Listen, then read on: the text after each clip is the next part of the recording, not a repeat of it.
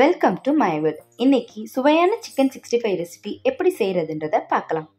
இதுக்கு நான் 1 kg chicken எடுத்திருக்கேன். சிக்கனை நல்லா மஞ்சள்தூள் போட்டு வாஷ் பண்ணி தேவையான சைஸில் கட் பண்ணி எடுத்துக்கணும். ரெடி பண்ணி வச்ச சிக்கனில் ½ லெமன் ஜூஸ் பிழிஞ்சு எடுத்துக்கோங்க. 2 டேபிள் ஸ்பூன் ஜிஞ்சர் கார்லிக் பேஸ்ட்டை ஆட் பண்ணிக்கோங்க. இப்போ ஒரு முட்டை எடுத்திருக்கேன்.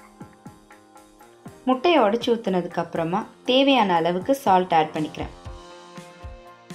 இப்போது 2 ஸ்பூன் 65 மசாலா ஆட் பண்ணிவிட்டு 1 table spoon Kashmiri chilli powder use பண்ணியிருக்கேன். காஷ்மீரி சில்லி பவுடர் யூஸ் பண்ணுறதுனால நமக்கு கலரும் கிடைக்கும், காரமும் இருக்கும்.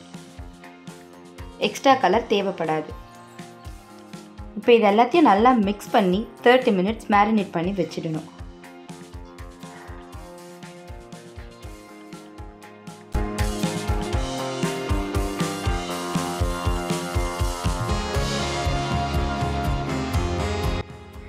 மினிட்ஸ் கழித்து கார்ன்ஃப்ளவர் மாவு 2 ஸ்பூன் யூஸ் பண்ணியிருக்கேன்.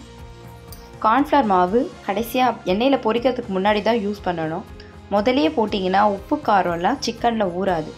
கடைசியாக ஒரு முறை உப்பு காரம்லாம் செக் பண்ணிவிட்டு சூடான எண்ணெயில் போட்டு ஃப்ரை பண்ணலாம். இந்த எண்ணெயை நம்ம திருப்பி ரீயூஸ் பண்ணக்கூடாது. சிக்கனில் இருக்க கெட்ட கொழுப்பு இது எல்லாமே வெளியே வந்துடும். ஸோ இது திருப்பி யூஸ் பண்ணக்கூடாது. எவ்வளோ கம்மியாக எண்ணெய் போட்டு கொஞ்சம் கொஞ்சமாக பொரித்து எடுத்துக்கிறது ரொம்ப நல்லது. முட்டை சேர்த்துருக்கிறதுனால சிக்கன் கடாயில் ஒட்டாது. எல்லா பக்கமும் சிக்கனை ஒரே மாதிரி பொரித்து எடுத்துட்டிங்கன்னா சிக்கன் 65 ரெடி. எதனால் இது நம்ம 65ன்னு சொல்கிறோம் தெரியுமா? இது ஒரு இந்தியன் ரெசிபி. 1965 புகாரின்ற ஹோட்டலில் கண்டுபிடிச்ச இந்த ரெசிபி ரொம்ப சீக்கிரத்துலேயே ஃபேமஸ் ஆகிடுச்சு. ஸோ அது கண்டுபிடிச்ச வருஷமான 65 இந்த ரெசிபிக்கு பேராகவே வச்சுட்டாங்க.